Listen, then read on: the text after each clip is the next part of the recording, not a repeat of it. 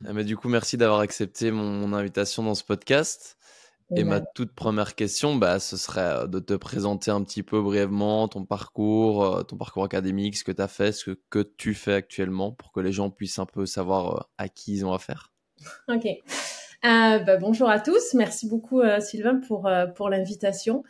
Alors, moi, j'ai un cursus STAPS.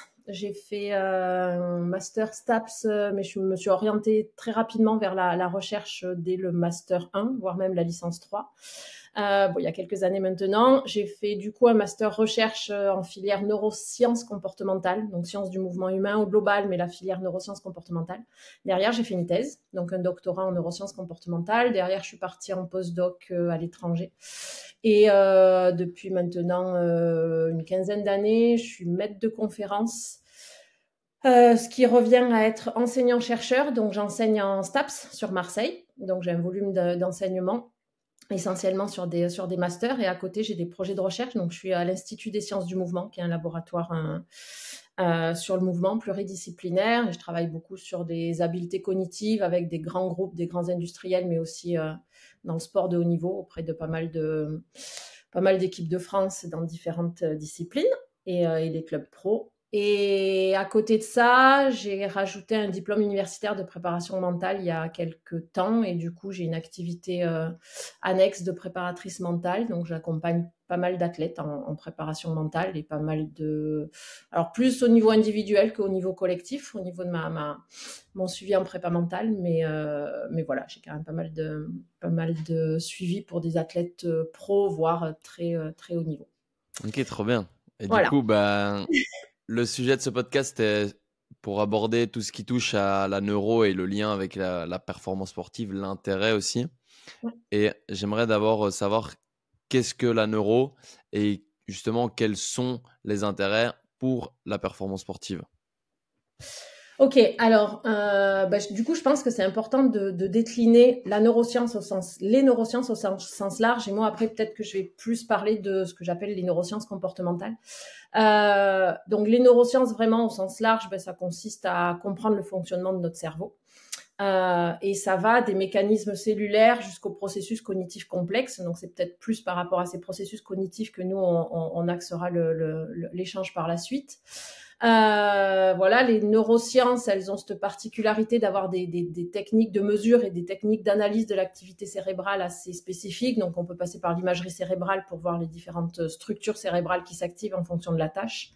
On peut aussi parler d'enregistrement, enfin d'EEG, de l'électroencéphalographie, pour voir un petit peu les différentes activités cérébrales, pareil, mais plus en termes de fréquence d'activité des différentes aires cérébrales.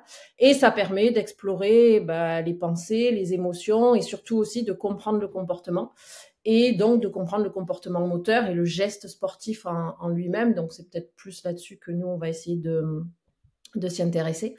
Et généralement, moi, j'ai tendance à schématiser un petit peu le truc en disant que le geste sportif, c'est la sortie. Mais bien sûr, il vient d'un ensemble de processus. Et avant même que les muscles reçoivent la commande de s'activer et de se mettre et de permettre la génération du mouvement, il y a une commande qui arrive aux muscles. Et finalement, cette commande, c'est une commande cérébrale. Et c'est peut-être plus sur ce plan-là, au niveau traitement de l'information et planification du geste à réaliser, qu'on rentre dans le domaine des neurosciences comportementales. Mmh. Et du coup, pour toi, pourquoi il faudrait intégrer cette neuroscience? Enfin, pourquoi ce serait intéressant de l'intégrer dans les programmes d'entraînement? Alors, je sais pas si on peut parler d'intégrer les neurosciences, mais peut-être essayer déjà d'arriver à mieux comprendre d'où vient le geste, et du coup le contrôle du geste, et du coup tous les processus cognitifs qui sont en amont de la production du geste.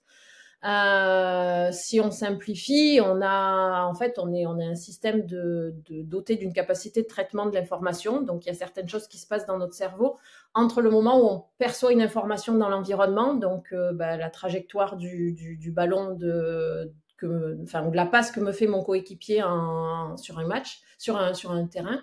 Donc, je prélève des informations dans l'environnement sur la position, la direction, la force dans laquelle arrive le ballon.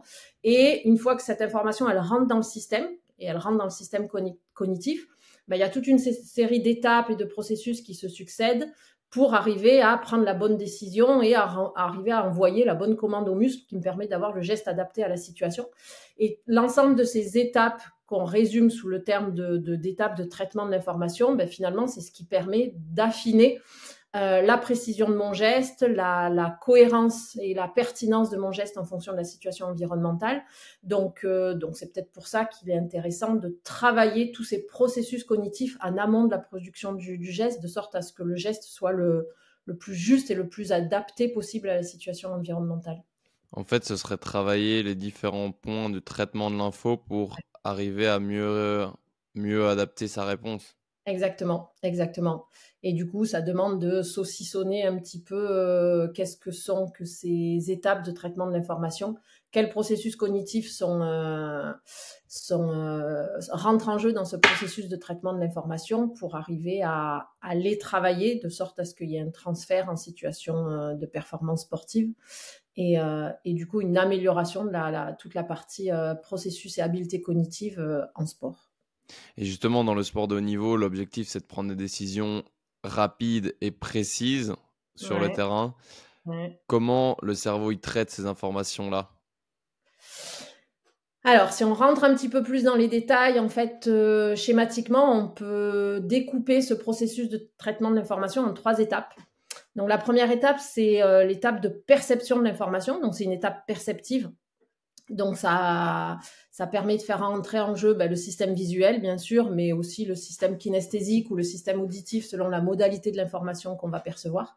Donc, grâce à tous nos organes sensoriels, finalement, on perçoit de l'information qui rentre dans le système. Là, de suite à en parallèle avec le système perceptif, il y a le système attentionnel qui rentre en jeu, donc tout ce qui est ressources attentionnelles. Pourquoi? Parce que chaque fois qu'une information va rentrer dans le système et va être traitée, ça va nous demander des ressources attentionnelles, donc ça va nous demander d'allouer de l'attention au traitement de cette information. Et on n'a pas la capacité de traiter toutes les informations qui nous prélèvent. Et quand on est sur le terrain ou quand on est en situation sportive, on n'a pas la capacité de traiter et d'allouer suffisamment d'attention à l'ensemble des informations qui rentrent dans le système.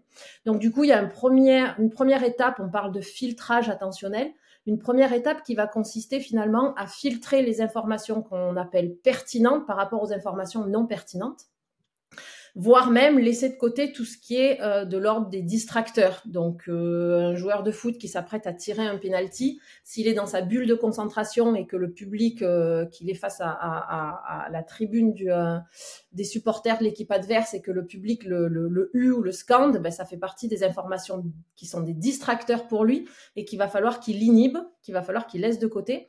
Pourquoi? Parce que s'il les prend en compte, à partir du moment où on prend en compte une information, donc on la fait avancer dans notre système de traitement de l'information et obligatoirement on lui alloue des ressources attentionnelles. Donc ça vient finalement utiliser une partie de nos ressources attentionnelles qu'on va avoir besoin plus pour la production du geste et la motricité au global. Donc ça, c'est cette première étape de perception de l'information en parallèle avec un processus attentionnel. Et de suite après, une fois que du coup l'information qui est pertinente, elle avance dans le système, on passe par une étape de prise de décision. Donc là, la prise de décision, c'est qu'on va vraiment traiter l'information qui nous renseigne sur la situation dans laquelle on est pour décider de comment on agit et comment on répond à cette situation. L'étape de prise de décision, elle est étroitement en lien avec toutes nos capacités mnésiques, puisque du coup, on va faire des liens entre ce qu'on a déjà, ce qu'on connaît déjà, donc des connaissances qu'on a déjà stockées, forcément des connaissances qu'on a déjà acquises de par notre expérience dans le milieu dans le sport. C'est là que se fait la différence souvent entre un expert et un novice, puisque l'expert, il a quand même beaucoup plus de connaissances par rapport à son expérience dans le sport. Donc, la prise de décision va être plus rapide et va être plus précise chez un expert que chez un novice. Et une fois qu'on a pris la bonne décision, une fois qu'on a pris la décision, en espérant que ça soit la bonne, rapidement et efficacement sur l'action à accomplir, du coup, on va mettre en place la programmation motrice du geste. Donc, on va établir le plan d'activation musculaire avec les différents segments corporels qui vont être impliqués dans la production du geste. Donc, cette troisième étape, c'est l'étape de programmation motrice pour avoir en sortie le geste qui résume un petit peu toutes ces 3 étapes qui viennent en amont. Donc, il y a vraiment une partie, on peut vraiment essayer de dissocier une partie centrale et une partie périphérique. Et c'est pour ça que quand moi je parle d'entraînement cognitif, en fait, j'aime pas parler d'entraînement cognitif pur, mais j'ai l'habitude de parler d'entraînement cognitivo-moteur, parce qu'on n'entraîne pas on fait pas de l'entraînement cognitif simplement pour entraîner le système cognitif, mais on fait de l'entraînement cognitif pour améliorer la sortie motrice. Donc c'est pour ça que j'y tiens particulièrement à ce terme d'entraînement cognitivo-moteur, pour essayer de ne plus dissocier la partie motrice de la partie cognitive qui vient en amont de la sortie motrice. En fait, au final, quand un pro il est très à l'aise techniquement, ça lui libère, enfin ça permet aussi de perdre de l'intention sur le geste. Et Ouais. du coup, c'est ce qui peut le rendre plus performant aussi, là où un mec qui serait peut-être moins performant techniquement, il va plus avoir d'attention sur sa technique et du coup, il perd le pourcentage enfin si on peut dire ça comme ça, d'attention pour aller chercher d'autres informations. Exactement, exactement. En fait, ce qu'il faut vraiment arriver à se représenter de façon schématique, encore une fois, mais c'est que nos capacités attentionnelles, en fait, c'est un réservoir de capacités attentionnelles qui a une capacité fixe. Donc, ces ressources attentionnelles, on en a une certaine quantité. C'est compliqué d'augmenter cette capacité de ce réservoir de ressources attentionnelles. Donc, du coup, une fois qu'on est en situation, il va falloir arriver à jauger où est-ce qu'on alloue, enfin, dans quel type de processus on alloue nos ressources attentionnelles. Et effectivement, un expert, il est rentré dans une telle pratique, une telle répétition de son geste qu'il est arrivé à ce qu'on appelle des processus automatisés. Donc, il a automatisé une certaine gestuelle, une certaine technique du geste qui lui permet d'utiliser ses ressources attentionnelles pour prendre des informations sur ce qui se passe autour de lui et prendre la bonne décision. À l'inverse d'un novice, par exemple, si on prend l'exemple en basket d'un enfant qui commence le basket et qui n'a pas encore automatisé le dribble, il va falloir qu'il ait une surveillance visuelle qu'il regarde sa coordination œil-main, qui suive le ballon avec les yeux pour arriver à mieux contrôler son dribble, ce qui fait qu'il arrive à moins prélever d'informations sur la position de ses coéquipiers autour de lui, la position de ses adversaires. Et en plus de ça, ce contrôle de son dribble qui n'est pas automatisé, ça lui demande énormément d'attention. Et du coup, c'est autant d'attention qui ne sont pas allouées à la prise de décision et à savoir quoi faire et à arriver à se déplacer en même temps que le ballon et arriver à décider à quel coéquipier je vais faire la passe. À l'inverse d'un expert qui a totalement automatisé le dribble et du coup qui est complètement disponible, qui a toutes ses ressources attentionnelles disponibles pour surveiller la situation, prendre une décision, être le plus réactif possible et traiter l'information le plus rapidement possible, puisqu'il a encore une fois une capacité attentionnelle beaucoup plus importante à allouer à tous les processus cognitifs qui lui permettent d'être performant dans sa tâche. Mais ça, justement, ou même quand tu parlais du public, par exemple, faire abstraction du public, est-ce que c'est des choses que certains athlètes ont un peu de façon innée plus que d'autres, ou c'est automatiquement des choses qui se travaillent? Alors là, c'est une question pas évidente. Moi, je dirais un petit peu les deux. Alors, il y a pas mal de courants théoriques qui défendent une grosse part d'inné par rapport à une faible part d'acquis. Moi, j'ai tendance à penser, mais alors c'est encore un point de vue purement personnel, hein, mais j'ai quand même tendance à penser qu'on a tous un capital inné, bien sûr, donc une base innée, mais que beaucoup de processus s'entraînent, et ça c'est quand même pas mal vu dans le sport de haut niveau ou le passage d'un novice à un expert en sport. Et il y a pas mal de recherches scientifiques qui ont permis de montrer que beaucoup de choses s'entraînaient. Donc sur cet aspect d'arriver à faire abstraction des distracteurs attentionnels, je pense que ça s'entraîne, mais je pense que ça s'entraîne de façon implicite par rapport à certaines habiletés motrices qui vont s'entraîner, elles, de façon purement explicite. Ça va s'entraîner de façon implicite parce que finalement, à force de répétition et à force de se rendre compte, de se retrouver dans des situations où il a compris qu'il a toute sa concentration, qu'il a besoin de toute sa concentration pour une tâche en particulier, il a obligatoirement, de façon encore une fois implicite, identifié tous les facteurs qui étaient pour lui distracteurs et dont il n'avait pas besoin de traiter. Donc ça reste inconscient, hein, c'est assez rarement conscientisé.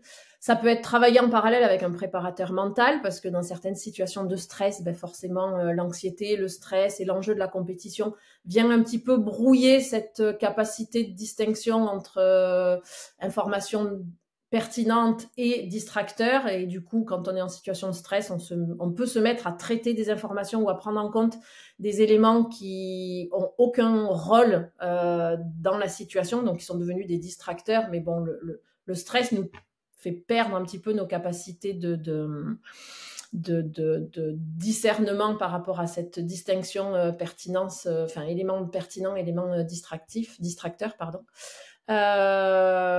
Donc voilà, je pense que c'est un petit peu individuel, mais je pense que ça s'entraîne. Et je pense que au-delà de capacités innées, c'est des capacités qui peuvent s'entraîner. Enfin, c'est des situations qui peuvent s'entraîner. Et est-ce que, par exemple, faire des exercices où tu as plein d'attention et on demande, par exemple, de prendre toutes ces informations qui viennent un peu de partout, te permettent d'être plus fort pour arriver à être attentif que sur un but précis? Alors je pense, par contre, il faut que la présentation et le choix des stimuli qu'on va proposer pour inonder un petit peu d'informations l'athlète, le choix doit être vraiment très bien réfléchi. Là, on rentre un petit peu dans la réflexion qui consiste à l'entraînement, à faire fonctionner l'athlète à un état sous-optimal, parce que forcément, quand il est surchargé d'informations, son fonctionnement cognitivo-moteur, il sera sous-optimal par rapport à une situation classique.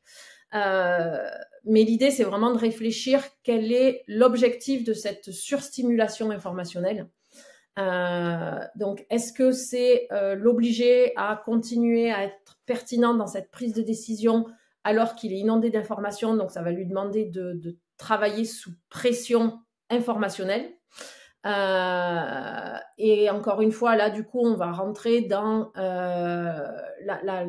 que je disais, l'importance de choisir ces informations. Est-ce que c'est des informations visuelles qui apparaissent partout? Est-ce qu'on choisit un seul canal attentionnel qui est l'attention étroite et on part plus sur de l'attention large?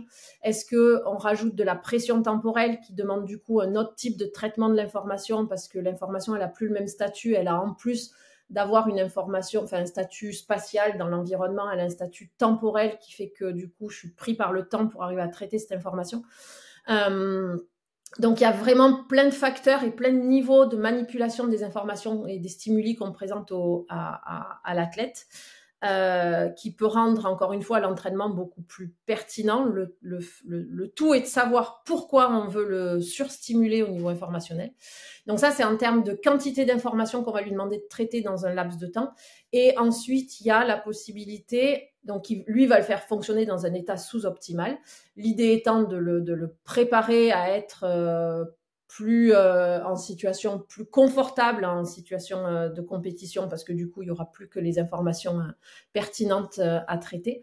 Et il y a aussi le fait de travailler sur la durée.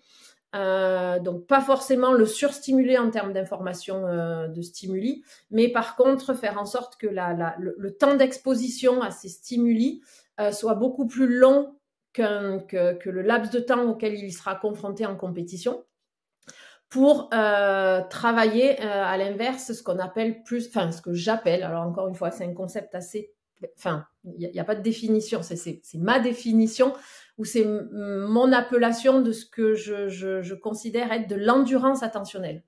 Donc, c'est pas tout d'être hyper attentif dans une situation en étant capable de mobiliser toutes nos ressources attentionnelles dans cette situation, mais il faut aussi être capable de maintenir ce niveau attentionnel pendant un certain temps et de pas décrocher, je sais pas moi, sur la fin d'un run en VTT de descente ou sur la fin d'une piste en ski, parce que on a tout donné et finalement on n'a pas travaillé cette endurance attentionnelle à l'entraînement, et qui fait que progressivement nos capacités attentionnelles chutent un peu sur la fin du run, ou sur la fin de la série, ou sur la fin de la session à laquelle on est exposé.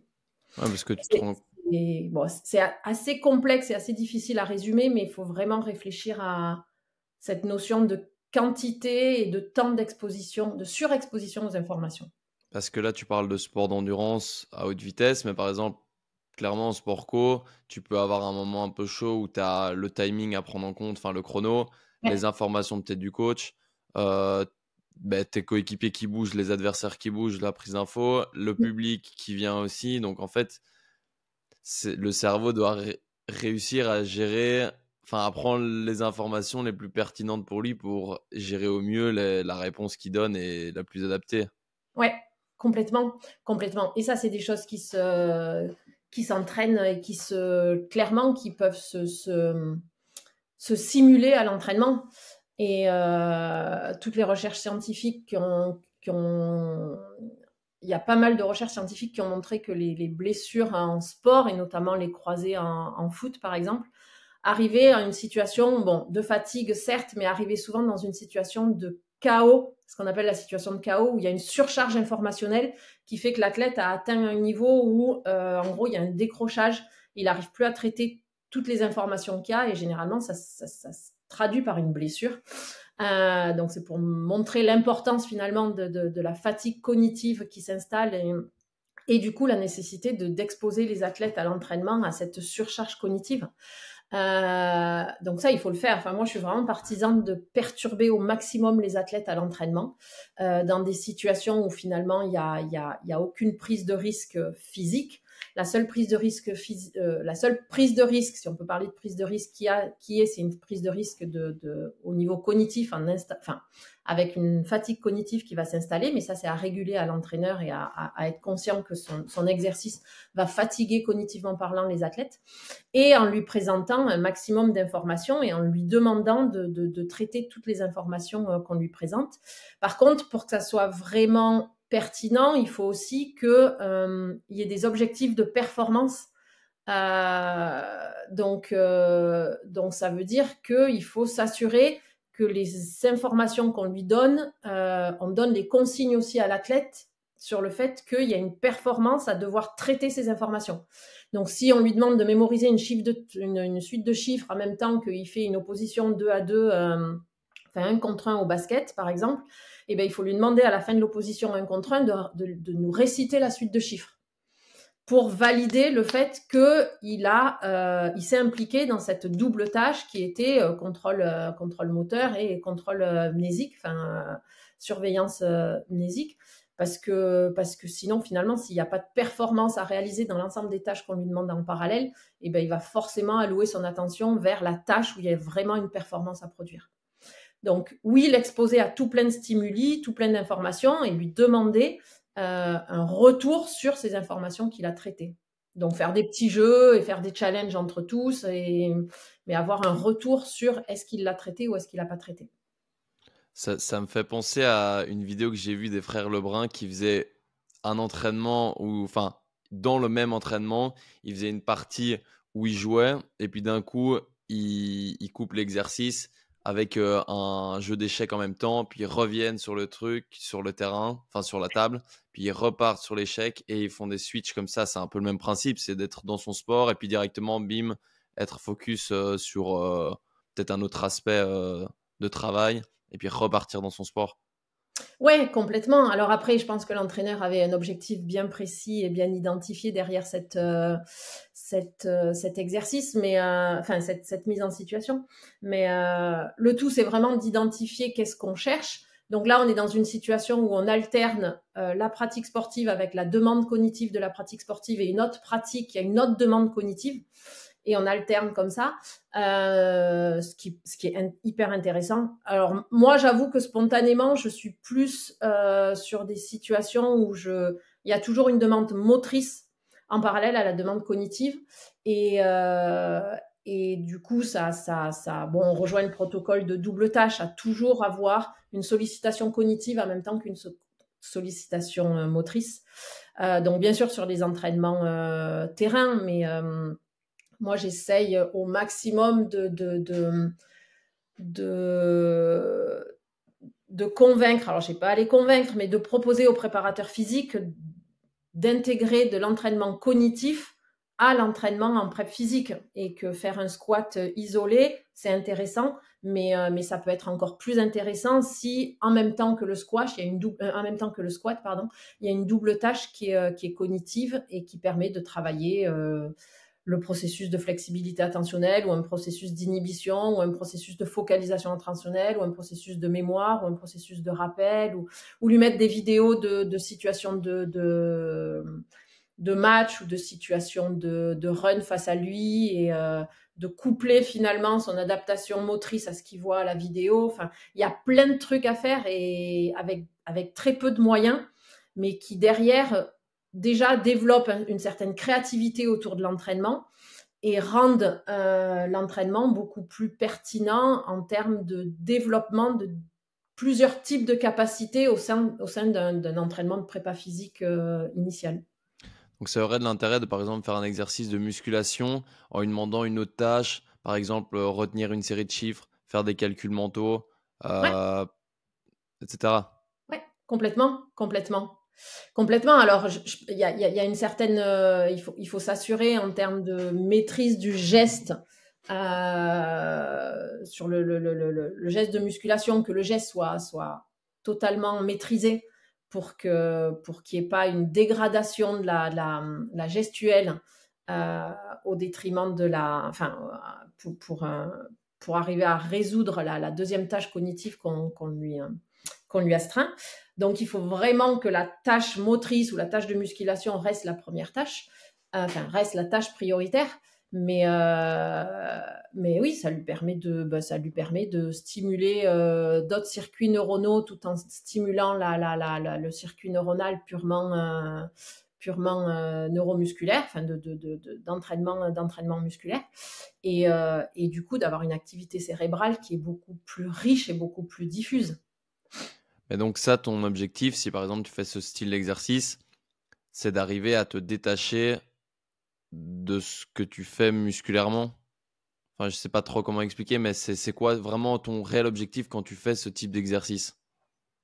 C'est alors te détacher de ce que tu fais musculairement ou arriver à ce que tu fais musculairement soit moins coûteux en attention parce que à côté tu es en train de faire autre chose. Donc c'est t'habituer à avoir un partage attentionnel.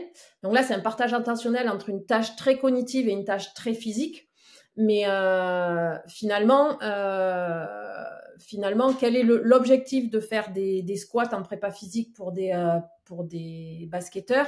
C'est probablement réutiliser cette forme je sais pas moi, d'endurance physique, musculaire pendant le match, parce qu'à aucun moment dans le match, il va réutiliser un squat à proprement parler.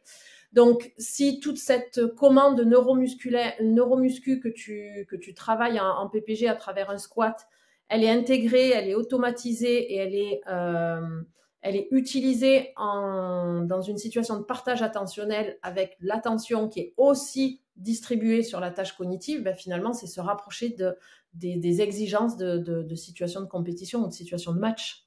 Ouais, mais toujours en gardant à l'esprit que ta tâche première reste ton mouvement de musculation et que du coup, il faut pas faire non plus quelque chose, un exercice qui est trop coûteux en termes d'attention et qui au final va rendre le joueur plus attentif à l'exercice que tu lui demandes, par exemple, l'exercice cognitif que tu lui demandes plutôt que l'exercice en lui-même musculaire. Ouais, complètement. Et là, je pense que là, c'est le rôle du prépa physique qui est essentiel. Là, moi, dans ce genre de situation, je sors complètement du truc parce que c'est ce que je disais, il faut s'assurer que le geste en muscu soit complètement automatisé, soit qu'il y ait une surveillance qui assure qu'il n'y ait pas de dégradation de la gestuelle en muscu au profit de la bonne réalisation de la tâche cognitive que tu lui fais faire en parallèle.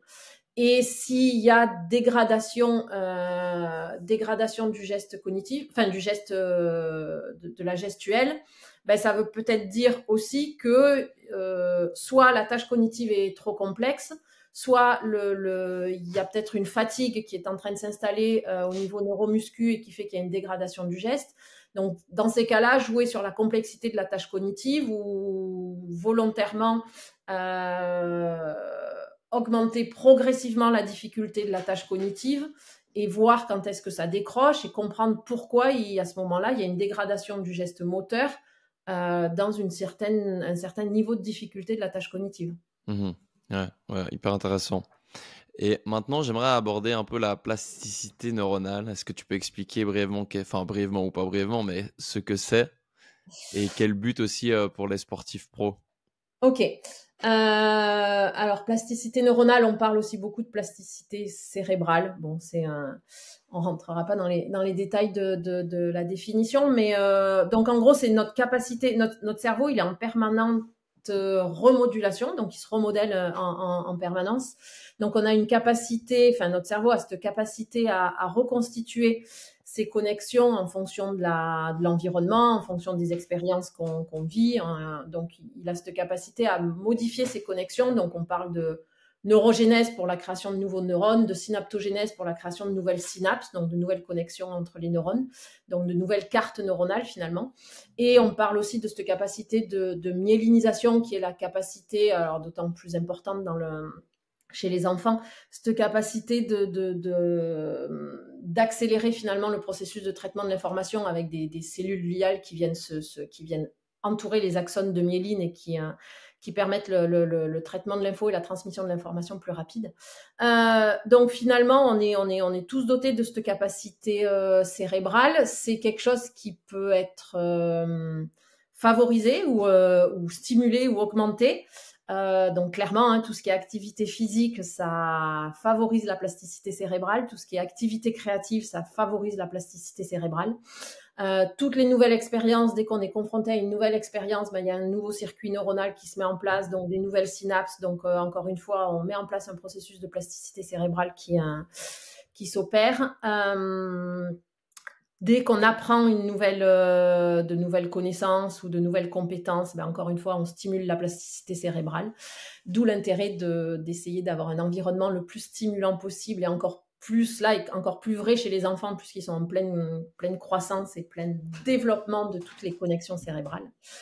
Donc voilà, la plasticité cérébrale, pour bien comprendre, alors il y a deux versants. On parle de plasticité cérébrale structurale ou fonctionnelle. La plasticité cérébrale structurale, elle s'installe à beaucoup plus long terme. Donc, c'est une réorganisation de tous les circuits neuronaux, mais à plus long terme. Et c'est directement en lien au vécu et aux expériences de l'individu. Donc, un exemple tout simple, une personne voyante qui perd la vue suite à un accident ou suite à une maladie, finalement, progressivement, on va voir dans son cerveau la partie dédiée au traitement des informations visuelles qui va être remplacée par la partie du cerveau dédiée au traitement des informations tactiles. Donc ça, c'est une réorganisation cérébrale en fonction des expériences vécues. Donc ça, c'est vraiment structural. Et il y a une plasticité cérébrale fonctionnelle qui est à beaucoup plus court terme et qui permet une adaptation très rapide et qui se résume en fait à une activation différentielle en fonction des tâches auxquelles on est confronté. Donc, c'est vraiment des circuits neuronaux qui vont se modifier en fonction des besoins. Donc, c'est pour ça qu'on parle de plasticité cérébrale fonctionnelle. Et typiquement, quand on fait de l'entraînement cognitivo-moteur, c'est de la plasticité cérébrale fonctionnelle qu'on permet. Et quand on répète plusieurs choses dans différentes conditions, en faisant varier les conditions d'exécution, on favorise cette plasticité cérébrale dans le cadre du sport qu'on veut entraîner. Donc, c'est intéressant de tout le temps vouloir la développer, cette plasticité cérébrale.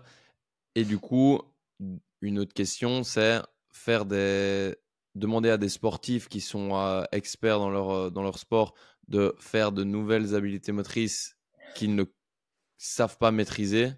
Ouais. C'est intéressant de prendre du temps pour les aider à maîtriser plein de trucs différents. Ouais. Complètement. Alors là, on rentre dans une approche, ce que moi j'appelle l'approche de la variabilité comportementale. Alors encore une fois, il faut vraiment être clair sur quel est l'objectif d'apprendre des nouvelles habiletés motrices à un expert qui maîtrise déjà probablement très bien le panel d'activités motrices, d'habiletés motrices de son activité.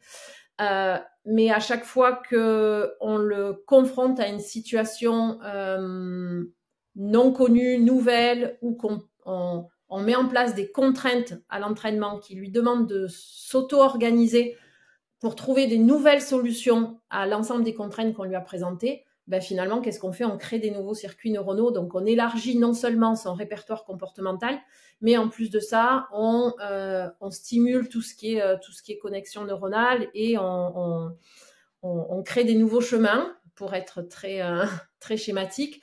Et au fur et à mesure qu'on va l'entraîner, ben, ces nouveaux chemins vont devenir des autoroutes et du coup, il pourra spontanément les utiliser en situation de compétition.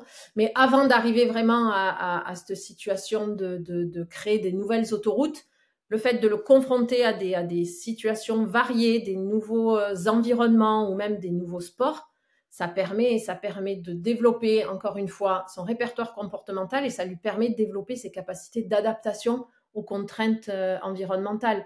Et ça, le sport, la performance étant directement relié à de l'imprévu et à de l'incertitude, au plus on le stimule, enfin, au plus on le confronte à des environnements incertains, au plus on lui permet de développer ses capacités d'adaptation au global, quoi. Et on parle d'adaptation comportementale ou d'adaptation ou de variabilité comportementale. C'est ça qui explique que quand tu es jeune, c'est intéressant de faire plein de sports différents. Ouais, c'est ça. Et c'est ça qui explique qu'on essaye au maximum de lutter, ou de revenir un peu sur cette idée de spécialisation précoce dans un sport. Alors, sans rentrer sur tout l'aspect psychologique et motivationnel, parce qu'il a été montré qu'une spécialisation trop précoce mène à un désengagement et une démotivation après un certain nombre d'années. Sur le plan vraiment cognitivo-moteur, oui, faire un maximum de choses et utiliser chaque situation qui permet un développement psychomoteur comme étant d'une richesse incroyable. Donc, et là-dessus, il y a pas mal d'études qui ont été faites sur faire un sport dans une situation donc en club avec un entraînement et donc dans une situation très contrôlée finalement, mais également essayer de favoriser l'activité physique au global chez les enfants, mais de façon totalement créative et totalement spontanée de sa part. Donc faire des cabanes dans les arbres, ce qui va développer le savoir grimper. Et en plus de ça, stimuler sa créativité. Et du coup, développer un répertoire comportemental qui est purement auto-généré et non pas dans des situations très contrôlées et dictées par un entraîneur. Donc, je ne dis pas qu'il ne faut pas faire de sport dans les clubs, surtout pas, surtout pas. Mais c'est bien d'avoir les deux et c'est bien de stimuler ce courant de la motricité libre chez les enfants et s'il a besoin d'aller chercher quelque chose dans le placard, qui monte sur le plan de travail et qui se débrouille pour aller chercher ce dont il a besoin dans le placard parce que ça développe tellement de capacités motrices diverses et transversales qui seront réinvesties plus tard à l'âge adulte ou quand le système moteur sera mature pour faire du sport de très haut niveau. Et c'est là où j'ai l'impression que maintenant et de plus en plus, j'ai l'impression qu'on veut spécialiser au contraire les gamins et qu'ils sont en club, puis ils sont en sélection. Et puis, en fait, tu te retrouves à avoir des gamins de 10-11 ans qui ont peut-être 4-5 entraînements par semaine, plus 1, voire 2 matchs s'ils jouent dans 2 équipes et ils font que du sport, comme si les entraîneurs pensaient qu'il faut qu'ils fassent que ce sport-là pour être le meilleur possible. Mais en fait, on sait déjà que c'est pas tous les gamins qui peuvent faire de 5 ans à 40 ans s'ils finissent pro en faisant que le même sport et tout ça. Enfin, j'arrive pas trop à comprendre quand au fil du temps, il y a de plus en plus de recherches qui montrent que c'est néfaste. Et j'ai l'impression que, à l'inverse, dans les clubs, c'est de plus en plus spécialisation précoce. Ouais. Alors, je reviendrai pas là-dessus, mais ça, c'est sûr, c'est sûr, c'est sûr. Et moi, j'ai un avis très tranché là-dessus. Et à la limite, ce dont on peut essayer de faire changer, enfin, progressivement, c'est au moins arriver à ce que les entraîneurs proposent un maximum de situations, de changements dans les entraînements qu'ils leur proposent. Un maximum de variété ou de variabilité dans les entraînements, même s'ils restent bon, dans le même sport, mais au moins d'avoir des environnements hyper variables, hyper incertains, hyper challengeants et hyper où il y a des modifications des contraintes en permanence pour forcer, encore une fois, les athlètes et les jeunes athlètes à trouver eux-mêmes leurs solutions motrices et leurs solutions et leur laisser la possibilité de s'auto-organiser par rapport aux contraintes qu'on leur a mis en place. Donc déjà, si c'est des entraînements très variables, très changeants, bon, ça limite un petit peu cette hyper spécialisation et ce schéma hyper répétitif dans lesquels on les inscrit dès le plus jeune âge. Pardon. Et toi, est-ce que tu vois un intérêt avec des sportifs professionnels de, pareil aussi, sur, pas tout le temps, mais sur certaines situations, leur faire un autre sport, jouer avec d'autres balles? Enfin, moi, je sais que j'aime bien faire ça, même si c'est juste en échauffement, c'est quelques minutes, mais avoir une préhension différente avec des balles très petites. Moi, je me dis dans l'objectif où si tu es à l'aise avec une balle, une toute petite balle comme ça, bah, tu seras très à l'aise avec un ballon de basket qui est 20 fois plus gros, changer peut-être la texture, pareil, un peu dans la même idée. Mais pourquoi pas faire aussi, je sais pas moi, un travail au pied. Est-ce que ça a un intérêt avec des sportifs qui sont pros, autre que l'aspect peut-être motivationnel ou du changement un peu plus ludique? Complètement. Alors là, moi, je suis à fond, donc je soutiens à 150%. C'est ce scientifiquement parlant, c'est le courant de l'approche par contrainte qui a été développé par Rob Gray. Et oui, alors ça a clairement été démontré scientifiquement parlant que quand on manipule un maximum de contraintes, ça augmente la performance, ça augmente la capacité de prise de décision, ça augmente la focalisation attentionnelle chez les athlètes. Bref, donc il y a tout un ensemble de facteurs favorisant la performance suite à cette approche par contrainte. En gros, c'est rendre la situation dans laquelle se retrouve l'athlète la plus incertaine possible. Et encore une fois, hein, donc le corrélat, enfin le processus de plasticité cérébrale, c'est la base et c'est ce qu'on va essayer d'aller chercher dans ce genre de situation d'approche par contrainte. Et c'est arriver à faire en sorte que l'athlète se retrouve face à des situations où il y a de la surprise, où il y a de l'incertitude, où il y a de l'imprévu. Pour trouver lui-même les solutions de réponse à ces situations incertaines. Encore une fois, pour développer son répertoire comportemental, pour développer son système perceptivo-moteur, pour développer ses capacités de prise de décision dans des situations qu'il n'a jamais rencontrées et qui le rendra forcément plus adaptable dans des situations de compétition plus tard. Et par rapport à ça, le fait de changer la taille de balle, génial, parce que ça change le schéma moteur. Derrière, ça change la répartition de l'équilibre. Moi, j'interviens avec du beach volley et je proposais à l'entraîneur de plonger les mains des beach volleyeurs dans de l'eau glacée avec des glaçons pendant 3 minutes pour atrophier un petit peu tout ce qui est mécaneur récepteurs cutanés et du coup perturber toutes les informations sensorimotrices qu'ils peuvent avoir quand ils reçoivent le ballon. Et forcément, ça va leur demander de s'adapter, ça va leur demander de sécuriser beaucoup plus les gestes qu'ils ont l'habitude de faire de façon automatique quand ils reçoivent le ballon parce qu'ils ont cette perte de sensation au bout des doigts.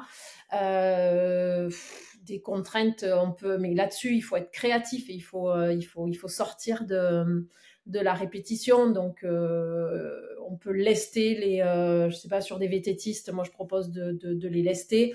Il y a tout ce qui est perturbation aussi du système visuomoteur qui permet de forcer les athlètes à devoir s'adapter finalement à l'information qu'ils ont au moment où ils l'ont, parce que le reste du temps, on leur obstrue la vision.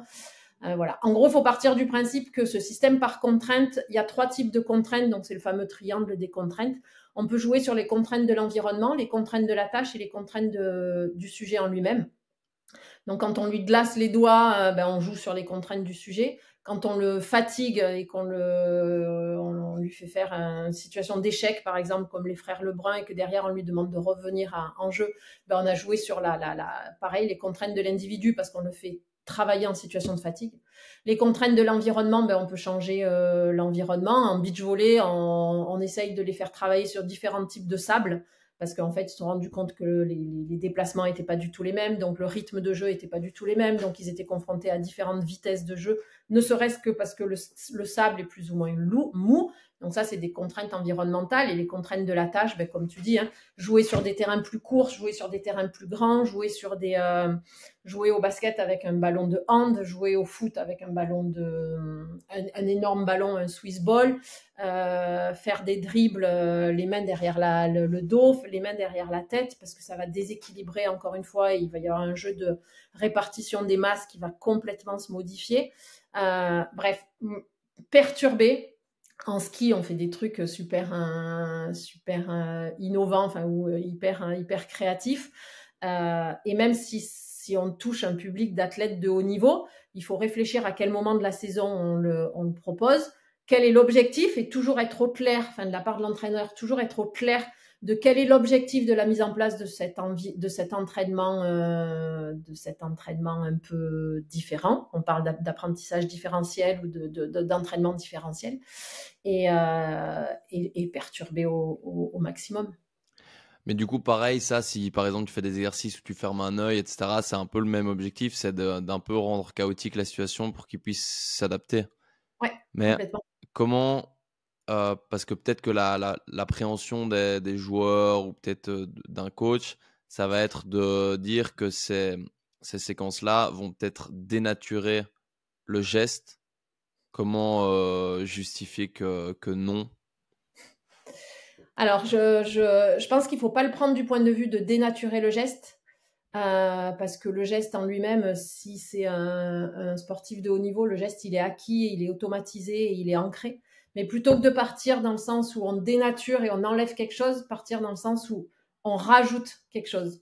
Donc, le geste qui est acquis et qui est utilisé, en fait, on va lui permettre de rajouter quelques solutions comportementales, quelques solutions motrices à des solutions qu'il a déjà et qu'il a tellement répétées que c'est bon, elles sont ancrées, elles sont renforcées. Par contre, quel est l'objectif de rajouter d'autres solutions, d'autres réponses comportementales dans différentes situations? Ça va lui, encore une fois, élargir sa palette comportementale et élargir son répertoire de solutions dans toutes les situations qu'il pourra rencontrer.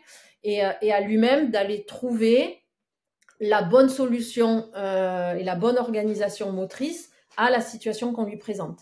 Et là, il y a quand même vraiment une posture de l'entraîneur à avoir qui est de ne donner aucune consigne, de juste manipuler l'environnement avec des contraintes, des contraintes, dans le but de développer une certaine réponse motrice chez l'athlète, mais après laisser l'athlète s'auto-organiser et trouver lui-même la solution. Donc, peut-être qu'au premier essai, il ne va pas trouver la solution, peut-être qu'au deuxième non plus, et le laisser patauger un petit peu comme ça, sans feedback aucun.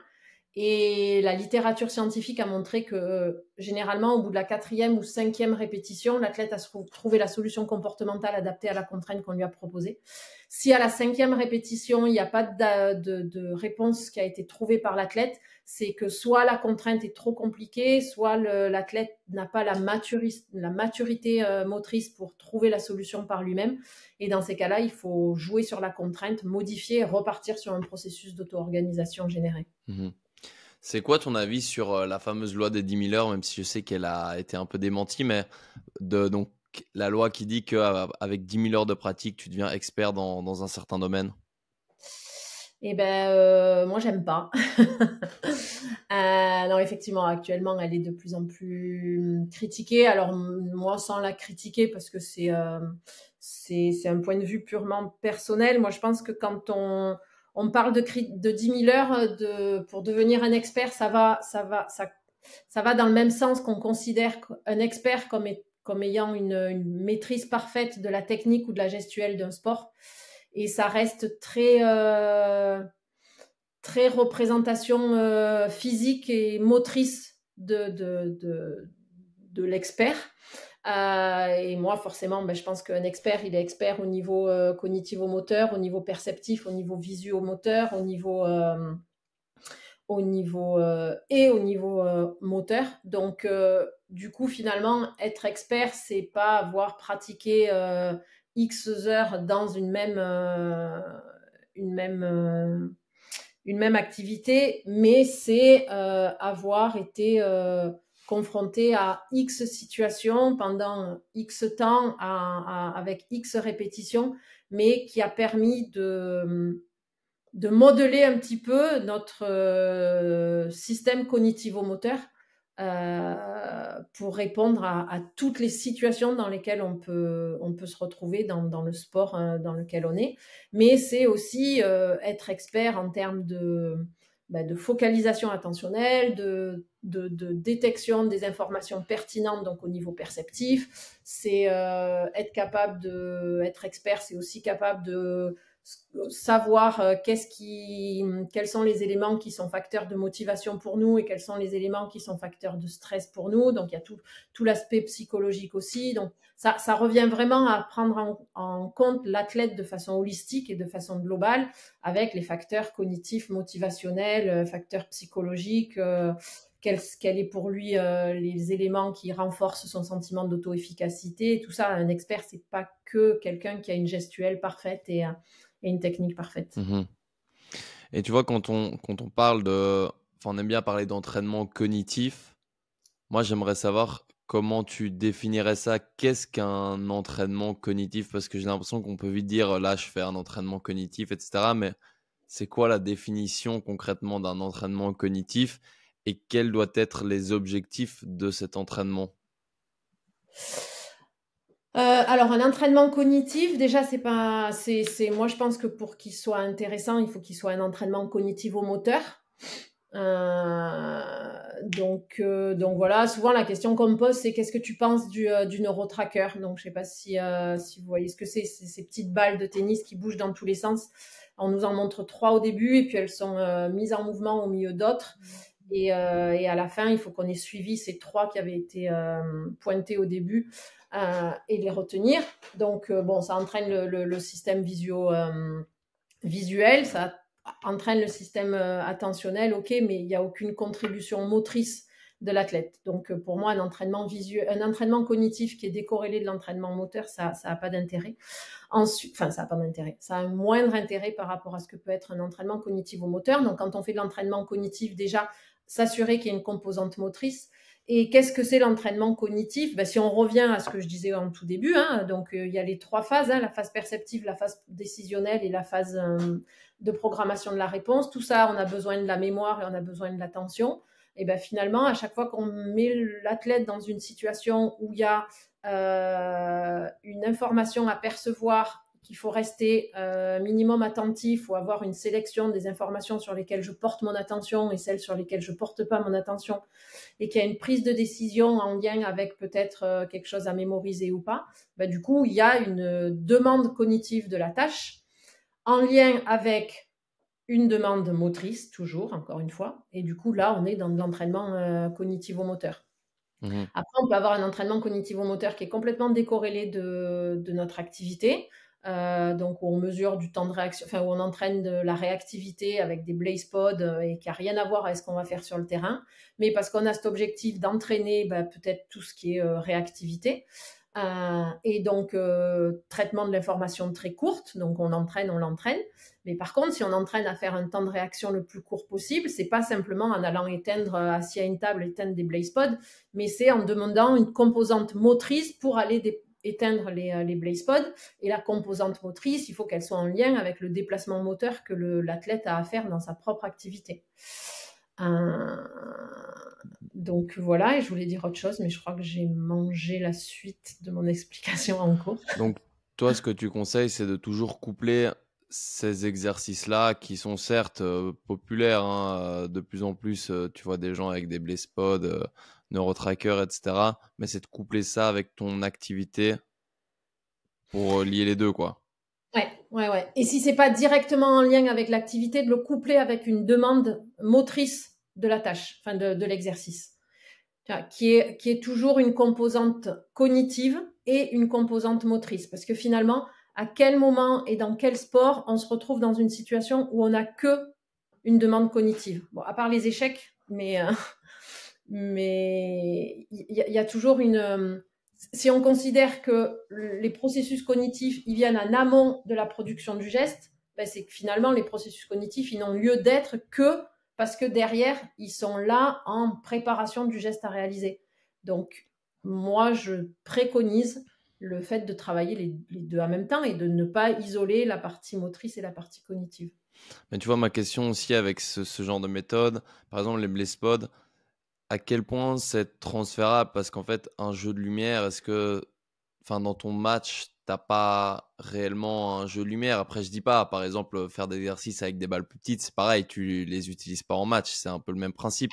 Mais est-ce que ça va vraiment te permettre de, d'avoir une vitesse de réaction plus rapide, de prendre des informations plus rapidement en match sur, par exemple, un mouvement d'un adversaire?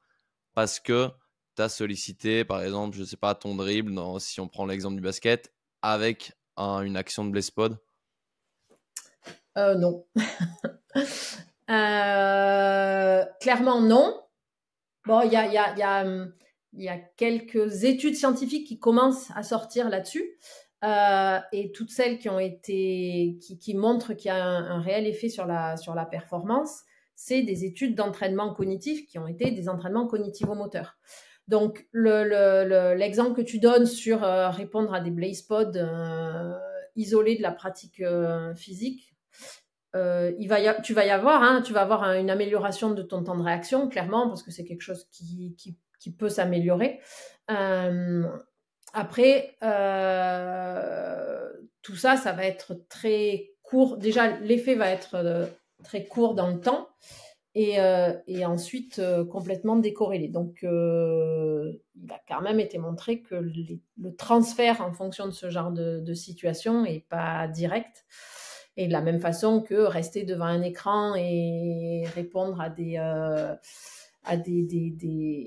retenir des ballons que tu vois affichés et derrière répondre à ce que tu as vu, ça entraîne ton système visuel pendant un temps, mais le transfert sur le terrain, même s'il est très difficile de mesurer la part de l'entraînement cognitif sur ta performance, le transfert sur le terrain, pour l'instant, il n'y est pas quoi.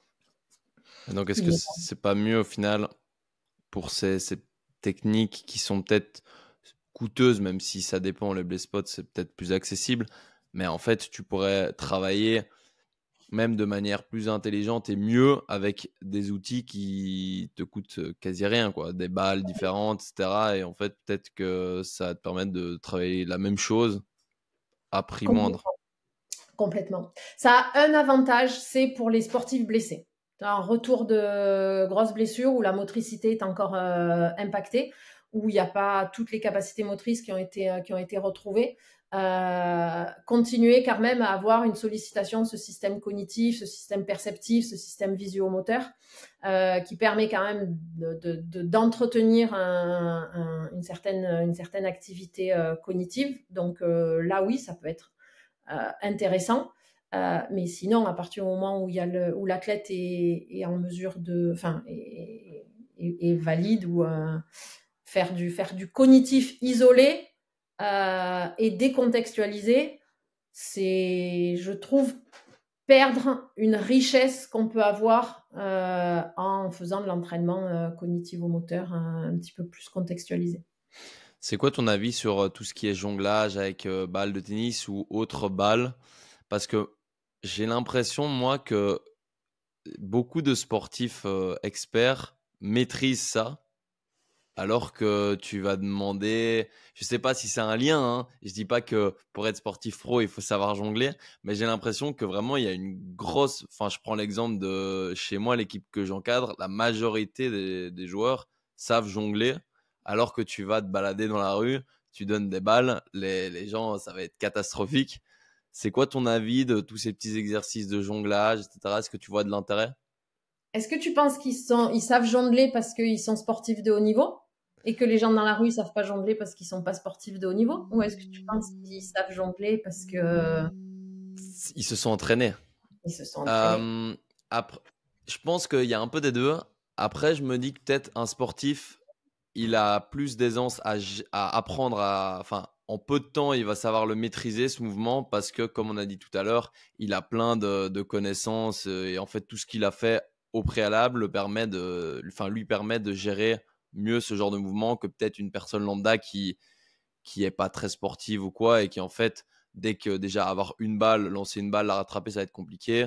Alors que le sportif, bah, en fait, il apprend plus facilement des gestes sportifs qu'une autre personne. Mais après, encore une fois, ça dépend parce qu'il y a des sportifs qui n'ont fait par exemple qu'un seul et même sport. Et donc, tu vas leur sortir de leur sport, tu vas leur donner une raquette, ils vont être vraiment à côté de la plaque, alors que d'autres, bah, en fait, ils sont bons un peu partout. Mm.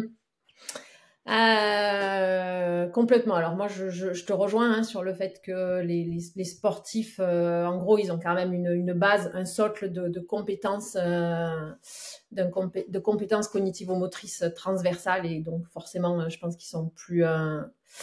ils sont plus habiles, plus rapidement à jongler. Après, pour répondre à ta question de qu'est-ce que je pense du jonglage, alors moi je l'ai vu, tu vois, je m'attendais pas à ce que tu me dises que dans le basket c'est utilisé aussi. Moi je l'ai vu beaucoup sur des pilotes de F1, sur des pilotes de VTT de descente ou des activités ou en ski, des activités où il fallait être hyper réactif très rapidement avant de rentrer dans ton run. Moi je pense, alors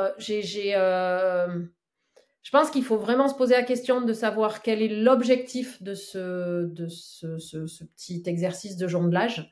Moi, derrière, ce que j'y vois, c'est plutôt que de parler d'entraînement cognitif, parce que clairement, il n'y a pas d'entraînement cognitif quand tu fais jongler ton sportif, enfin, le sportif avant qu'il s'engage dans son run. Parce que l'entraînement, par définition, il faut y revenir. Moi, je le vois plus comme un petit exercice pour élever le niveau d'activation ou élever le niveau d'éveil. Et pourquoi le jonglage? Parce que en fait, ça mobilise un petit peu toutes les compétences que tu vas avoir besoin, c'est-à-dire que forcément, ça demande de l'attention et de la focalisation attentionnelle. Donc, hop, ça mobilise tes ressources attentionnelles, ça te permet de te focaliser, de te concentrer, même si ça reste une focalisation attentionnelle étroite. Et moi, j'ai quand même plus tendance à basculer sur des protocoles où tu as une flexibilité entre l'attention étroite et l'attention large. Bon, ça, c'est un autre pan.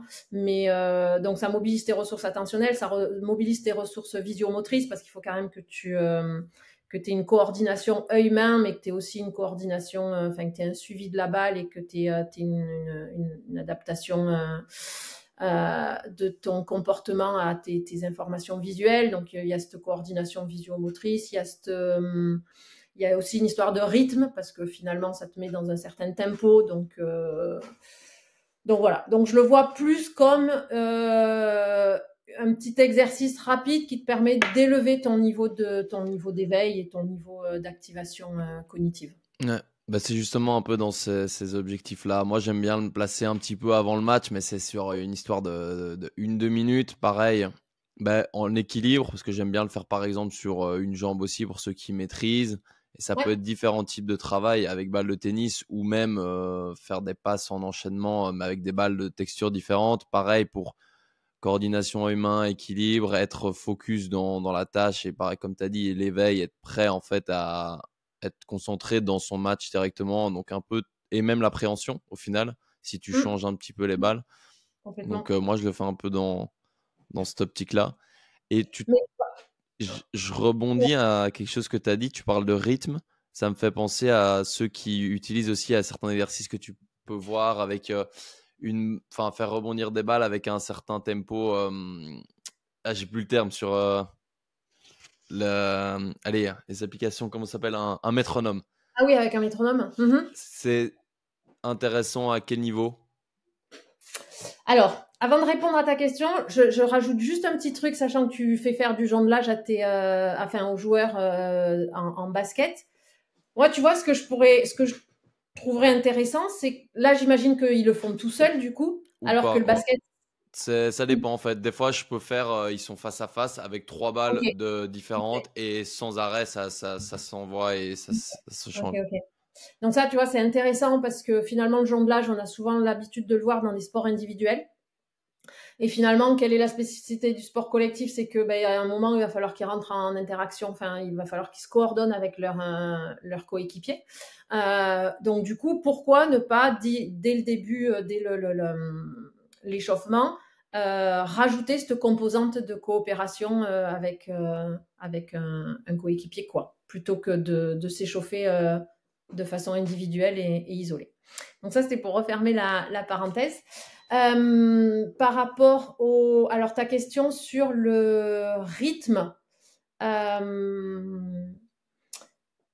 Alors, ben, forcément, ça dépend de l'activité dans laquelle tu vas t'inscrire. Moi, je serais tentée de dire que faire un entraînement en rythme, oui, mais par contre, de changer en permanence le rythme. Et, et tu vois, ça me fait penser à.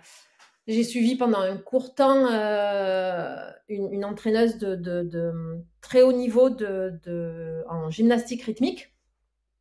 Et donc, elle cale des enchaînements sur de la musique. Et en fait, les petites gymnastes étaient tellement calées sur la musique que dès que dans leur enchaînement, elles faisaient une toute petite erreur qui la sortait du rythme de l'enchaînement et du rythme de la musique, en fait, derrière, c'était la catastrophe. Elles n'arrivaient pas à rattraper cette erreur, elles rentraient dans un cercle vicieux parce qu'elles avaient ce rythme qui était ancré, qui était répétitif et pour lequel elles s'étaient entraînées uniquement dans ce rythme-là.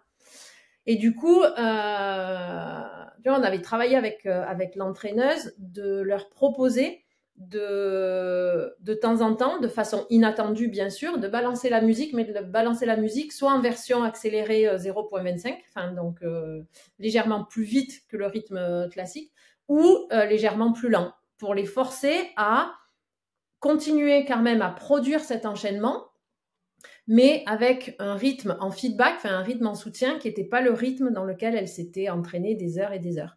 Et en fait, ça avait été hyper bénéfique pour elles parce qu'elles avaient développé une meilleure capacité de gestion de la sortie d'un rythme quand on a été trop habitué à répéter un rythme. Donc là encore, c'est de la manipulation de contraintes. Comme toi, tu changes la taille de tes ballons, et ben, tu peux changer le rythme. Donc avoir un rythme, oui, mais avoir un rythme qui change en permanence. Parce que ça développe forcément ta capacité d'adaptation au lieu de rentrer dans un truc très répétitif, quoi. Et ça me fait penser aussi au jonglage. J'ai vu aussi, par exemple, il y en a qui font du jonglage tout seul, par exemple, à 3 balles, mais Ouais. avec une info visuelle à prendre sur un mur en face de soi, ou pareil, jongler, mais en même temps avoir peut-être des calculs mentaux à effectuer. Est-ce que là-dessus, on est pareil sur de la double tâche, mais est-ce que toi, tu trouves ça tout de même intéressant, même si, bah, en fait, le jonglage, c'est pas ton sport, et du coup, bah, là où tu dis que toi, tu aimes bien avoir l'activité motrice, enfin, une activité motrice, est-ce que tu privilégies l'activité motrice de ton sport, ou ça peut aussi avoir un intérêt de faire une autre activité motrice, le jonglage, avec une autre info plus, enfin, je sais pas si je peux dire cognitive, mais une info extérieure? Là, tu parles en situation de jonglage à l'entraînement ou situation de jonglage placée juste avant la compète pour à l'échauffement d'une compète? À l'échauffement ou pourquoi pas te mettre un petit drill à l'entraînement sur quelques minutes. Tu fais du jonglage et par exemple, tu as des calculs mentaux où tu dois, je sais pas moi, retenir une série de chiffres ou. Ok, ok, ok. Alors, je réponds d'abord à l'échauffement. Euh, À l'échauffement, ouais, ça peut être intéressant parce que du coup, pareil, hein, dès que tu augmentes la contrainte cognitive, ben, finalement, tu élèves ton niveau de sollicitation de tes habiletés cognitives. Donc, voilà, à l'échauffement, tu peux le faire décorréler de ton activité parce que c'est de l'échauffement et quand tu es en haut d'une piste en ski, ben, finalement, tu peux pas t'échauffer en faisant du ski, mais il faut que tu attendes que ton passage et tout en restant quand même échauffé cognitivement parlant aussi. Il faut juste quand même vraiment faire attention et bien connaître l'athlète qu'on accompagne là-dessus pour arriver à ne pas faire que ça rajoute de la fatigue cognitive. Parce que très rapidement, si c'est trop coûteux cognitivement parlant, ben, il y a de la fatigue cognitive qui va s'installer. Et du coup, ton gars, il attaque la compète en étant déjà en déficit, enfin, en étant plus à son max de capacité cognitive. Sachant que selon son niveau de stress, ça vient aussi manger un petit peu des capacités cognitives, le stress. Donc ça, c'est pour la partie pré-compétition, enfin avant échauffement, avant une compète. Et pour proposer des trucs comme ça à l'entraînement, oui, carrément. Alors toujours pareil, en ayant vraiment un objectif très clair derrière. Et, et de les sortir des exigences cognitives, cognitivo-motrices de leur sport en leur proposant d'autres choses. Ça peut être intéressant, donc déjà pour varier un peu. Et tu vois, ça peut être utilisé pour générer de la fatigue à un autre niveau que la fatigue qui est générée par leur propre sport. Et derrière, c'est un peu l'exemple des échecs avec les frères Lebrun que tu présentais tout à l'heure. Hein. Sauf que là, c'est de la fatigue cognitivo-motrice. Et donc, une fois que tu leur as fait un atelier jonglage avec mémorisation ou ce que tu veux, bah derrière, tu leur fais refaire un exercice propre à leur activité. Sauf que, en fait, l'idée, c'est que bah, ils vont le faire avec une fatigue cognitive qui a été générée par un exercice non habituel. Donc, il y a de la nouveauté, il y a un truc qui est pas commun. Et voilà, donc le truc, c'est tout peut être intéressant, il faut juste savoir pourquoi tu le Mm. fais et quel est l'objectif dans lequel tu t'inscris pour proposer un tel objectif. Parce que proposer du jonglage pour proposer du jonglage à l'entraînement, je vais te dire, non, ça sert à rien, quoi. Oh non, c'est sûr. Bah, c'est toujours le but. C'est pas toujours évident, mais c'est clairement le but recherché, c'est de savoir justifier l'intérêt de tous les exercices que tu proposes. C'est ça, c'est ça. Et la plupart du temps, moi, de tous les entraîneurs que j'ai eu la chance de rencontrer, avec qui j'ai échangé, ils proposent des trucs, mais c'est génial. Les idées que vous avez en étant sur le terrain, moi, je m'éclate à assister aux entraînements. Euh, et ils me disent, mais en fait, ben, là, parce que ce matin, je me suis levée, je me suis dit que j'allais leur faire ça, mais derrière,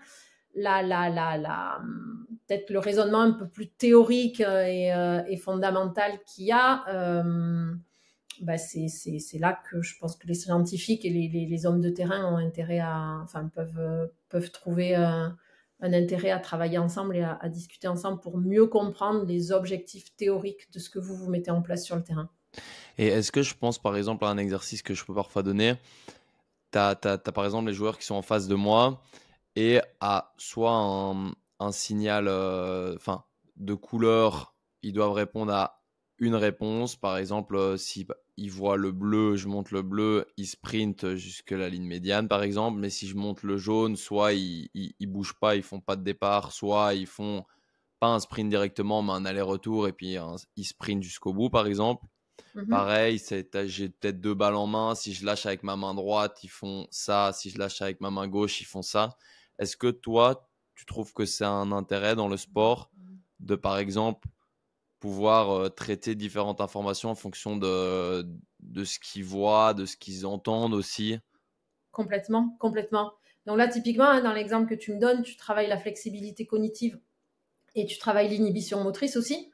Donc la flexibilité cognitive, c'est que tu passes d'une tâche à une autre. Et là, l'inhibition, c'est que quand ils voient du jaune, ben, il faut qu'ils interrompent le processus. Donc, du coup, ils doivent arrêter une commande qu'ils ont commencé à programmer et qui reviennent en arrière. Ensuite, ce qui a été montré, c'est qu'effectivement, quand tu mets en place tout un entraînement de cognitivo-moteur, donc pareil, hein, c'est quelque chose qui structure, donc qui se structure au même niveau qu'un entraînement en prépa physique. Et donc, dans tout ton protocole d'entraînement cognitif, tu peux commencer comme ça avec des stimuli artificiels, donc en termes de cartons de différentes couleurs. Et progressivement, tu peux te rapprocher de plus en plus de ton activité.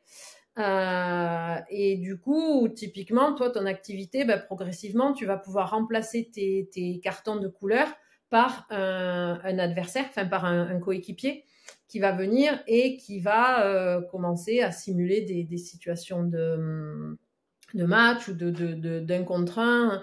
Mais tu vois, en rajoutant de l'incertitude, toujours, mais de l'incertitude avec les caractéristiques même de ton activité. Toi, ton activité, c'est quand même un sport co où tu vas te retrouver face à un adversaire où toi, tu vas devoir coopérer avec un autre coéquipier. Et donc, du coup, il faut arriver à ta situation, la faire évoluer comme ça, en rajoutant de plus en plus de situations en lien avec ton activité. Mais encore une fois, au tout début, rien ne t'empêche de partir avec une situation quasi complètement décontextualisée de ta situation. Et puis petit à petit, tu vas peut-être même pouvoir rajouter le ballon, ou tu vas même pouvoir rajouter quelqu'un qui arrive et qui intercepte le ballon, alors qu'au début, c'était qu'une situation 2 à 2. Et voilà, et comme ça, agrémenter et vraiment jouer sur cette complexification de la situation. Justement, l'année dernière, j'avais mis en place un peu la suite de cet exercice. C'était par exemple, ils sont par deux et le joueur devant, en fonction de ce que fait le joueur derrière. Si par exemple le joueur derrière fait un pas en arrière, lui, c'est entre guillemets comme s'il faisait une transition défensive et du coup, sa réaction, c'est par exemple des slides défensifs. Et s'il faisait un pas en avant, c'est comme si, dans ma tête, c'était comme s'il part en contre-attaque et du coup, l'autre devait réagir en sprintant vers l'avant. Donc, je me suis dit, c'est un peu plus spécifique. J'avais testé ça et je trouvais ça potentiellement intéressant. Ouais, complètement. Et puis là, tu vois, t'es dans le schéma d'information prédictive et information proactive. Enfin, situation où tu t'anticipes ou à l'inverse, il faut que tu updates ton système, ton système parce que ton anticipation a été faussée. Donc, tu peux travailler tout ce qu'on appelle les feintes ou les contre-communications motrices en mettant de l'incertitude et ton joueur, il va s'attendre à un certain comportement en face. Et puis, en fait, la personne en face produit un comportement tout autre. Et du coup, ça lui demande de reprogrammer et de casser ce qu'il avait anticipé. Et donc, de mettre à jour son système, on appelle ça un modèle prédictif ou modèle proactif dans une situation. Et ça, c'est un truc qui s'entraîne aussi, la capacité à anticiper, mais la capacité aussi à réagir si notre anticipation n'était pas bonne. Parce que même, je me dis, dans une contrainte de temps, enfin dans une situation où il y a une contrainte de temps. Des exercices style, par exemple, je sais pas moi, tu fermes les yeux et quand tu les ouvres, par exemple, en face de toi, tu as 4 joueurs qui sont tes coéquipiers, mais par exemple, il n'y a que 3 défenseurs donc il y en a un qui est libre et arriver à faire la passe très rapidement à celui qui est libre. Je sais pas, c'est des exercices auxquels je peux penser, mais je me dis, c'est peut-être intéressant ou ok, tu n'as jamais les yeux fermés directement, mais au moins quand tu les ouvres, ça t'oblige à peut-être à prendre une information de l'espace, être très rapide dans ton analyse de l'espace et lâcher, réagir le plus rapidement possible en fonction de la personne que tu vois disponible. Ouais. Et là-dessus, tu peux rajouter un autre niveau d'incertitude. Donc là, toi, tu as de l'incertitude sur l'événement qui va se produire, mais tu peux rajouter de l'incertitude spatiale, donc à savoir que ben, quand il réouvre les yeux, soit ça peut se produire devant lui, mais ça peut aussi se produire derrière lui. Donc, il ne sait absolument pas au niveau spatial où est-ce que la situation va se jouer. En gros, de toute façon, il faut jouer sur l'incertitude. Et il y a 3 types d'incertitudes qui existent. L'incertitude spatiale, l'incertitude événementielle et l'incertitude temporelle. Donc, incertitude spatiale, c'est que tu as de l'incertitude sur là où va se produire, se présenter l'information qu'il faut que tu perçoives. L'incertitude événementielle, c'est que tu as de l'incertitude sur quel type d'information va se présenter, donc sur la nature de l'information ou sur l'événement qui va se présenter. Et l'incertitude temporelle, c'est que tu ne sais pas quand est-ce que ça va se présenter. Donc, tu as l'incertitude sur le temps de présentation de l'information à traiter. Ouais. Et la dernière chose que j'aimerais aborder un petit peu avec toi, c'est tout ce qui touche au feedback. Peut-être expliquer brièvement ce que c'est et comment donner un bon feedback, parce que quand tu es entraîneur, quand tu es prépa physique, quand tu es dans le sport, tu peux parfois avoir tendance à vouloir donner énormément d'informations, mais à quel point le joueur va retenir l'information, il va appliquer l'information, ou peut-être comment formuler aussi le feedback pour qu'il fasse ce que tu aimerais qu'il fasse pour progresser. Ok, alors le feedback, vaste débat. Enfin, je pense qu'on pourrait en parler un moment. Alors, il y a pas mal de choses à prendre en compte. Moi, je pense quand on discute du feedback, la première chose, c'est quel est le niveau des pratiquants. Parce que forcément, tu vas pas faire le même feedback à un novice qu'à un expert. Tu vas pas faire le même feedback à quelqu'un qui commence ou à quelqu'un qui est confirmé ou à quelqu'un qui est expert. Après, quand on parle de feedback, donc c'est un retour que tu fais sur la performance qu'a réalisé l'athlète, enfin la performance ou le geste ou une description. Donc du coup, il y a plusieurs types de feedback. On parle soit de feedback qui est où tu donnes un critère de réussite ou un critère de résultat, ou critère de performance. Donc critère de réussite, critère de résultat, c'est clairement, je sais pas moi, en golf, le golfeur, il lance sa balle et il est trop loin pour voir si elle est tombée dans le trou ou pas, et tu lui dis, bah, tu as eu ton trou, elle est tombée dans le trou, ou tu lui dis, bah, elle est à 2 mètres du trou. Donc ça, c'est un critère sur son résultat, c'est un feedback sur son résultat. Et il y a un deuxième type de feedback qui est des feedbacks sur les critères de perf. Donc c'est à ce moment-là, tu lui fais un retour sur la façon dont il a réalisé la performance sportive que tu lui as demandé de réaliser. Donc, c'est plus une description du geste produit. Donc, ça, c'est déjà pour bien distinguer. Et il faut aussi, quand on donne un feedback, arriver à bien identifier si c'est un feedback que tu donnes pour la performance, donc pour améliorer la performance, ou si c'est un feedback que tu donnes parce que l'athlète est dans un processus d'apprentissage. Donc, tu lui donnes un feedback pour qu'il continue à mieux apprendre le geste qu'il était en train de lui faire apprendre. Et ça, c'est pas la même chose, vraiment. Un feedback pour améliorer la performance ou un feedback pour l'apprentissage, c'est vraiment 2 choses différentes.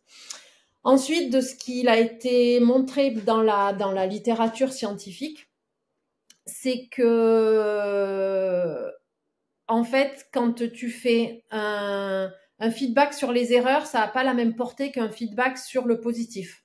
Donc, quand tu fais un feedback sur quelque chose qui a été mal fait, en fait, pour résumer, ça permet un meilleur apprentissage.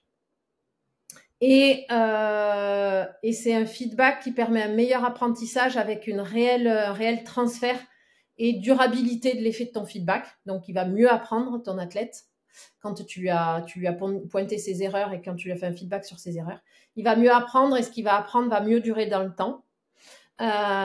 Et en plus de ça, quand il est en processus d'apprentissage et que ça améliore son apprentissage, ça améliore aussi sa capacité d'autocorrection. Donc, quand tu lui fais un feedback sur ses erreurs, ça va lui laisser la possibilité plus tard de mieux s'auto-corriger lui-même. Parce que tu lui as fait un feedback sur quelque chose qui était mal fait. Et à l'inverse, un feedback sur le positif. Donc, quand tu lui fais un feedback sur quelque chose qu'il a bien fait et que donc c'est plus un feedback positif. Ça a pour objectif direct d'améliorer la motivation. Donc, ça a vraiment deux effets différents feedback sur les erreurs et feedback sur le positif. Ensuite, il y a pas mal d'études qui ont été faites sur à quelle fréquence donner le feedback, donc la quantité de feedback que tu peux donner et à quel moment tu donnes du feedback. Et si on oppose, d'un côté, tu donnes du feedback à la fin de chaque essai ou à la fin de chaque geste, et à l'autre continuum, tu donnes jamais de feedback. Bon, finalement, ce qui a été montré dans la littérature, c'est que si tu donnes un feedback après chaque geste, tu tombes dans ce qu'on appelle un effet guidage ou un effet dépendance au feedback. Et l'athlète ne va plus savoir être autonome et il va systématiquement avoir besoin finalement de ton feedback. Et en plus de ça, si ce feedback, tu le donnes de façon assez systématique et de suite après la réalisation de son geste, tu rentres dans un truc où l'athlète n'a pas la possibilité de s'auto-évaluer. Parce qu'en fait, il a plus le temps. Il a fini le truc et de suite, tu lui balances son feedback. Donc lui, il a même plus le temps de se dire, OK, comment j'ai à réaliser, quelle est ma propre évaluation de ce que je viens de réaliser. L'exemple que je donne souvent dans ce genre de situation, c'est l'Avillenie à la perche, qui va systématiquement voir son entraîneur d'Ancos pour voir qu'est-ce qu'il lui fait comme feedback.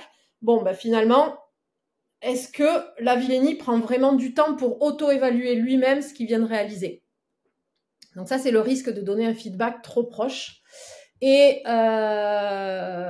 ensuite, finalement, ce qui a été montré, c'est que, aucun feedback, jamais, forcément, il y a une baisse de motivation et une baisse d'engagement de l'athlète. Donc, ce qui a été montré, c'est que il y a un compromis qui consisterait à avoir un feedback à la demande. Donc, finalement, laisser l'athlète maître de savoir quand il a besoin du feedback et quand il n'en a pas besoin, et le laisser lui formuler la demande de feedback ou pas. Donc, c'est ce qu'on appelle le feedback à la demande. Encore une fois, en fonction, tout dépend de savoir s'il est novice, savoir s'il est expert et quel type de feedback c'est. Mais bon, c'est un résumé du résumé de ce qu'on appelle feedback. En quelques mots. Et il y a une deuxième notion, en plus du feedback à la demande, qui peut être intéressant, c'est ce qu'on appelle le feedback résumé. Donc, avoir un résumé et non pas un feedback propre sur chaque élément cinématique du geste qui a été produit. Et il y a une dernière chose que je voulais dire, c'est que, oui, souvent, on parle de feedback uniquement quand les athlètes sont sur le terrain et que l'entraîneur fait un feedback. Mais en fait, tout le travail vidéo, ça peut être utilisé aussi comme feedback. Donc, c'est vraiment un travail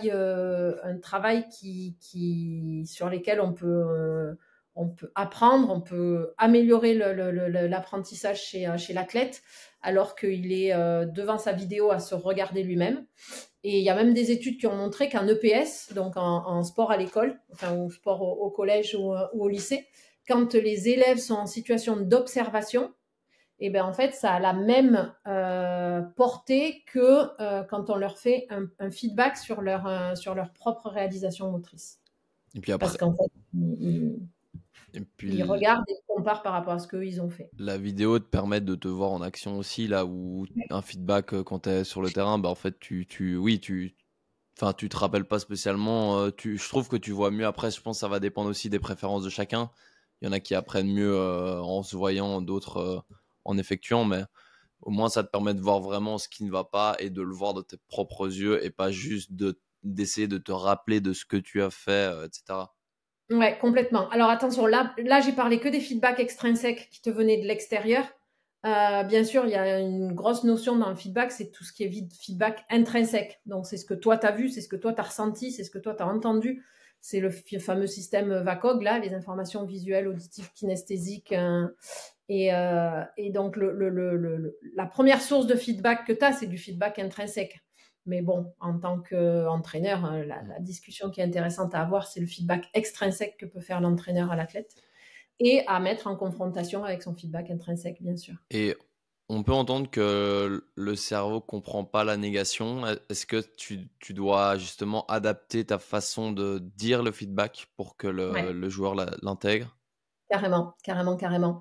Et donc, toujours parler à la forme positive, hein, et parler d'objectifs et non pas de ne plus quoi faire, mais plutôt quoi. Enfin, et je voulais dire autre chose ensuite, c'est que